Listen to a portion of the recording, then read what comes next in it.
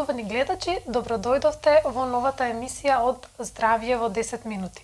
Денес со нас повторно е доктор по дентална медицина Радица Јакимовска. Радица, добре дојде уште еднаш. Ви благодарам и мило ми е што уште еднаш ќе може да разговараме. Денеска се одлучивме да разговараме на темата бруксизам, па еве за почеток Радица објасни ни што е тоа бруксизам. Бруксизам е стручен израз за прекумерно форсирано стискање и шкрипење на забите и покрај тоа што шкрипењето може да се случи во секое време од денот, најчесто тоа се случува за време на спиењето. Оваа навика често е поврзано со емоционален стрес, анксиозност, страв или замор, при што стискањето на забите е несвесно проследено со силни движења на долната вилица, лево-десно, напред-назад, при што доаѓа до шкрипење и трошење на забите. Бруксизмот е честа појава која се појавува кај сите возрастни и деца без разлика на полот. При оваа состојба, како што кажавме, се врши несвесно стискање на вилиците и шкрипење со забите во сон. Но може да се јави и во будна состојба. Тоа е нефункционална и ненамерна активност на вилиците која е проследена со непријатен и вознемирувачки звук. Притисокот кој се произведува при бруксизам, што го трпат забите и вилиците, може да биде 3 пати поголем од силата при нормален притисок за џвакање, значи 10 пати, тоа, 10 пати поголем од силата што е потребна да се скрши орев. Значи, поради тоа ова влијае деструктивно на забите, на потпорната коска, непцето и на виличните зглобови. За појава на бруксизам треба да постојат истовремено повеќе причини, емотивниот стрес и одреден тип на личност се поврзуваат со појава на бруксизам. Луѓе со болка, лутина, фрустрации, агресивни и преамбициозни личности често го имаат овој проблем. Шкрипењето и стискањето со забите е механизам за ослободување на емоционалниот стрес. Во будна состојба, значи тоа стискање на вилиците може да се јави при лутина, интензивна концентрација или физички напор. Некогаш се поврзува со неправилна поставеност на забите и на вилиците, употреба на лекови и алкохолизам. Често и кај децата, особено кога избиваат забите, односно млечните заби кога растат, се случува овој процес. Проблем да се јави кај дечињата. Така? Многу интересна дефиниција и многу интересно како сето тоа е всушност многу тесно поврзано со менталното здравје на личноста. Сега би преминале на тоа да објасниме кои се знаците и симптомите на бруксизмот, како една личност да препознае дека можеби се соочува со оваа состојба.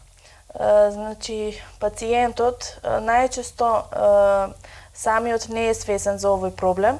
Значи, исто така и стоматологот не може да го диагностицира.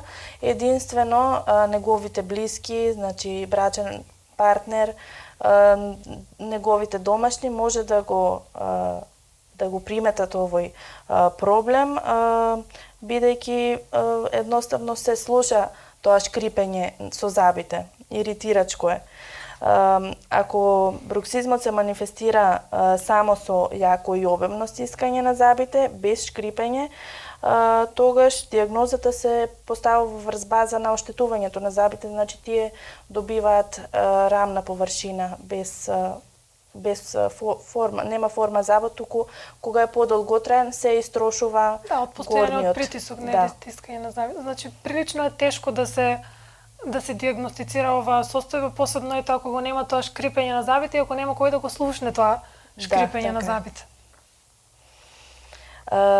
Симптоми кои што се јавуваат, мускулатурата за џвакање е постојано активна и во текот на спиењето, наместо да биде релаксирана.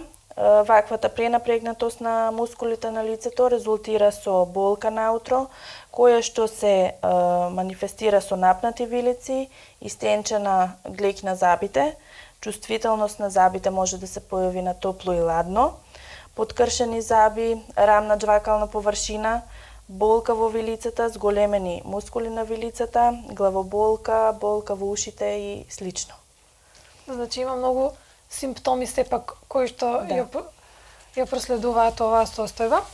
А кои се последиците од бруксизмот? Што може да се јави како последица на оваа состојба? Значи, хроничниот бруксизам, тој води до оштетување на забите, како што кажавме, чувствителни заби, пропаѓање, кршење, губење на забите, се оштетува глеќите на забите, потоа наместо бели и цврсти забите полека стануваат жолти и меки, бидејќи се открива дентинот кој што е втор слој во структурата на забот. Задните заби при хроничен бруксизам ги губат своите нормални контури и нивната джвакална површина станува сосема рамна. Се истенчува забната глеќ, а со тоа забите се почувствителни на ладно, на притисок и на други стимулси.